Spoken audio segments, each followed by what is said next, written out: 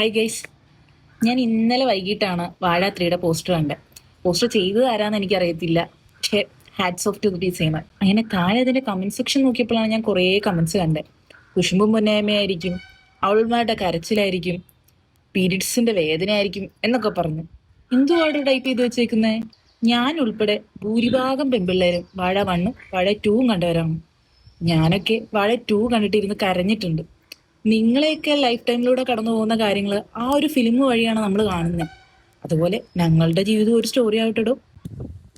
നിങ്ങളൊക്കെ വീട്ടില് ഒരമ്മയോ അനിയത്തിയോ മകളോ ഭാര്യയോ ആരെങ്കിലൊക്കെ കാണില്ലേ?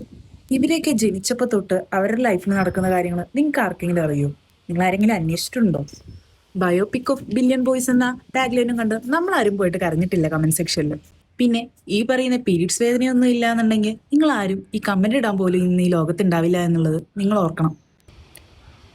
ഈ വാഴാത്രി ചിലപ്പോ നിങ്ങളുടെ വീട്ടിലെ അമ്മയുടെയോ അനിയത്തിയുടെയോ മകളെയോ ആരുടെങ്കിലും കഥയായിരിക്കും.